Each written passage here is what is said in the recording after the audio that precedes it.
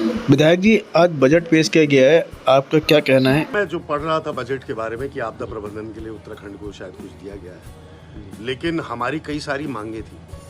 अगर मैं पूरे उत्तराखंड प्रांत और देश की बात करूं, जो अग्निवीर योजना है इसका रोल बैक नहीं हुआ, इससे जो नुकसान हो रहा है हमारी फौज को, हमारी सेना को, और जिस साहस और शौर्य के साथ, पराक्रम के साथ हमारी सेना ने एक परंपरा बनाई, उस परंपरा पे जो घात लगाया है, तो अवश्य अग्निवीर योजना का रोल बैक हम एक्सपेक्ट कर रहे थे कि शायद सरकार की आंखें खुल जाएंगी जनमत के बाद, लेकिन सरकार ने आंखें उस पर भी मीची। साथ ही साथ अगर मैं स्थानीय विषयों की बात करूं तो हमारी रिंग रोड हल्द्वानी की लंबित है, क्योंकि केंद्र से ही पैसा आना है उसका कहीं पे कोई मेंशन नहीं था, तो इसलिए दुर्भाग्यपूर्ण है कि हमारे क्षेत्र की अनदेखी हुई है।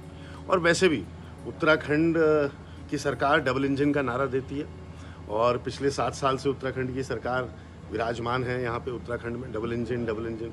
तो आज तक तो कुछ मिला नहीं केंद्र से। ये उल्लेखित करें कि केंद्र से क्या मिला है। आपदा के नाम पर अब बोल रहे हैं। केदारनाथ में 2013 में जब आपदा आई थी, उस समय आप देखते केंद्र की सरकार हमारी थी, 10,000 करोड़ रुपए का पैकेज एक दिन में घोषित करा गया। क्या जोशीमठ के लिए कोई पैकेज इन्होंने घोषित करा जो आपदा से धंसा हुआ है? क्या वहाँ पे जो लोग, अब 1200 मकान हो चुके हैं जो अंकित हो चुके हैं जोशीमठ में, सनातन धर्म का इतना महत्वपूर्ण केंद्र वो है जोशीमठ, वहाँ के लिए क्या विशेष पैकेज की घोषणा हुई? नहीं हुई ना। तो ये केवल बेवकूफ़ बनाने वाला बजट है।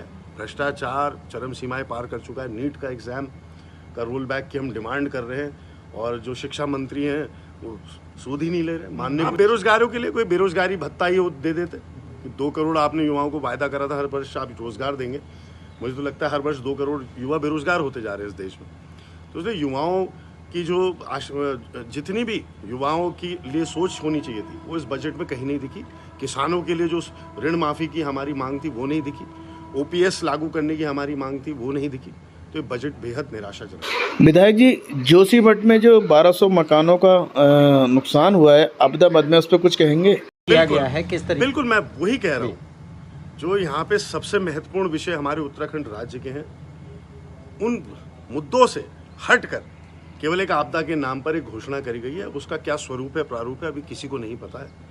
और मेरी मांग है कि जोशीमठ में जो लोग 1200 घर जो अंकित हुए हैं, जिनको विस्थापन होना है, उनको कॉम्पनसेशन मिले और तुरंत इसकी घोषणा होनी चाहिए।